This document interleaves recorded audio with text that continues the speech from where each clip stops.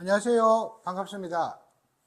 입시전략 학교계획 김민규 소장입니다. 2028 대학 입시 이것만은 알자 오늘 세 번째 시간인데요. 지난 시간에 이어서 서강대, 성균관대, 한양대에 대한 어떤 주요 전형 변화에 대해서 말씀드리도록 하겠습니다. 먼저 성균관대부터 말씀을 드리면, 자, 성균관대는 지금 인원수 변화는 크게 없지만 그래도 지금 정시 모집보다는 수시 모집을 더 많이 선발을 한다. 이렇게 좀 생각을 좀 해주시는 게 좋을 것 같고요.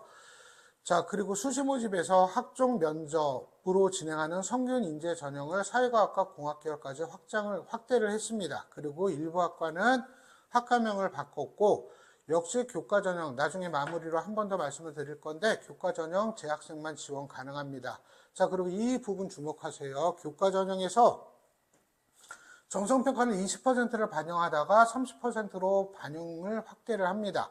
공통과목 35%, 선택과목 35%, 정성평가 30%로 반영을 하는데, 제가 설명했다는 컨설팅 때는 이런 얘기를 합니다. 교과 전형에서 서류가 30% 반영하는 대학들이 건국대, 동국대, 경희대가 있습니다. 자, 그런데 이 서류평가 30%라고 하는 거는 제가 뭐라고 이 건국대, 경희대, 동국대를 이야기를 하냐면 종합전형을 가장한 교과전형이다라고 이야기를 합니다. 자, 그런데 성균관대가 전형에서 정성평가를 20%로 20%에서 30%로 확대했다라는 의미는 이거는 이제 학종적인 요소, 학종평가적인 요소가 가미가 되었다. 이렇게 보여지고요. 자, 이 말의 의미를 저는 이렇게 좀 해석을 해봤습니다.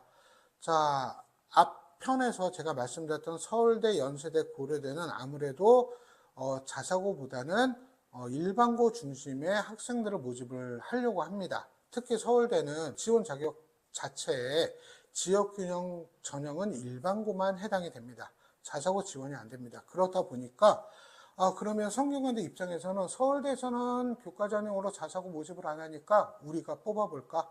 그래서 학종의 반영 비율을 10%로 확대하지 않았을까, 이런 어떤 추측을 좀 해봅니다. 그렇기 때문에 성균관대 교과 전형은 자사고의 어떤 상위권 학생들도 모집하기 위한 포석이다. 저는 이렇게 좀 보고 있고요. 그렇다고 일반고 안 뽑는다는 얘기 아닙니다.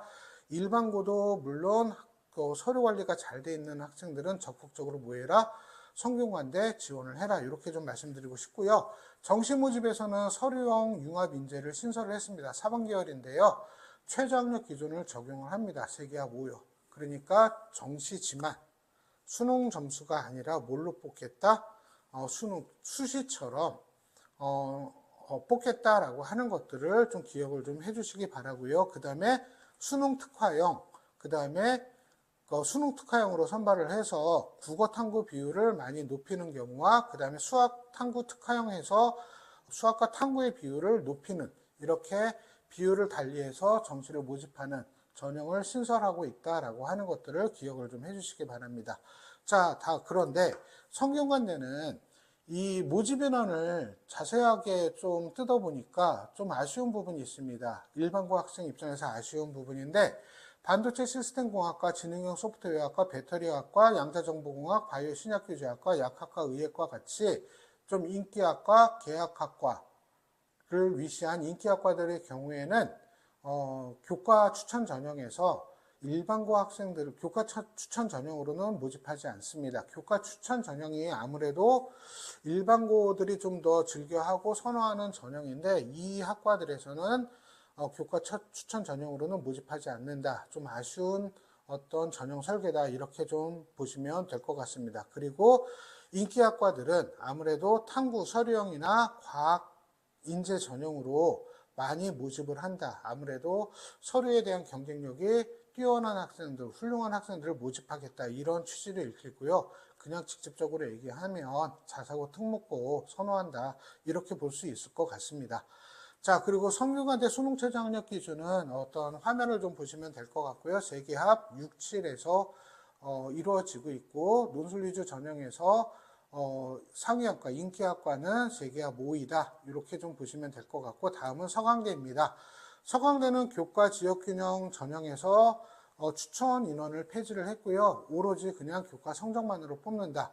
다른 대학들은 서류도 보기도 하고 이렇게 되는데 여기는 정성평가 0% 오로지 내신으로만 선발한다. 그러니까 서류 관리가 잘 안 돼 있지만 내신 성적은 좋아요 라고 하는 학생들은 서강대 지원을 적극적으로 검토해 주시기 바랍니다. 그리고 학종 일반 2 전형을 학부 모집 단위로 뽑는데 여기는 수능 최저를 신설을 했다. 세기압 7이다라고 하는 거 기억을 해 주시고요.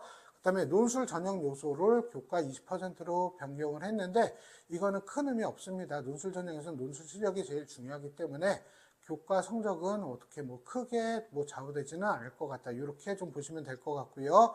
정시 모집에서는 정시 직윤을 신설을 했고 100분위를 반영을 하는데 재학생 한정으로 모집을 한다. 자, 그래서 교과 10%, 출교 10% 반영을 하고 정시에서는 국어 수학 비율이 증가하고 탐구 비율은 좀 감소한다. 이렇게 좀 이해를 해주시면 될 것 같습니다. 자, 그리고 서강대 같은 경우에는 모집이라는 큰 변화가 없지만 전형의 성격이 명확해요. 내신 잘 했니? 내신 좋으니? 그러면 어디로 와라? 교과 전형으로 와라. 대신 학종 전형도 신설을 했으니까 수능 최저 맞출 수 있으면 학부 모집 단위로 지원을 해라.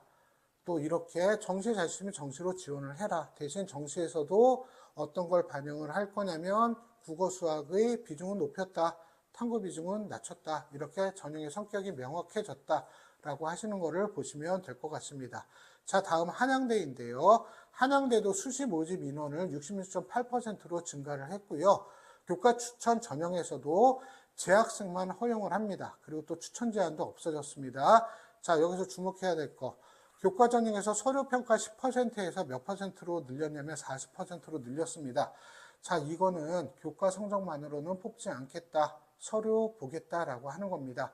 철저하게 저는 이거를 학종이다라고 생각을 합니다. 그렇기 때문에 한양대 교과 전형은 이제는 단순하게 내신 성적만 보고는 가는 것이 아니라 서류 관리, 학생부 관리도 꼭 필요하다. 이렇게 좀 보시면 될 것 같고요. 대신 수능 최저는 완화했습니다.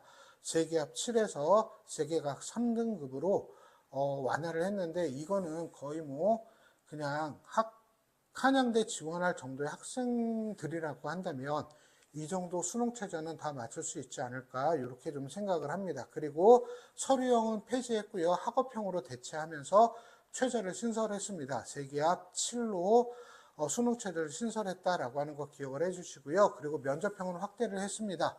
학생부 종합전형 면접형입니다. 확대를 했는데 자연계열은 인기학과 위주, 인문계열은 인문사회, 사범대학 계열 위주로 인기학과 위주로 확대를 했다라고 하는 것들을 좀 보시면 될 것 같고 정시 전형에서는 컴퓨터 관련 학과나 파이낸스 경영은 다군으로 이동을 했고 우수 영역을 A, B형으로 선택해서 이제 선발을 하는 거 좀 기억을 좀 해주시기 바랍니다. 그렇기 때문에 한양대학교 같은 경우에는 지금 아무래도 단순하게 교과 전형에서도 내신만 보는 것이 아니라 서류도 같이 본다라고 하는 것들을 꼭 기억을 해주시기 바랍니다.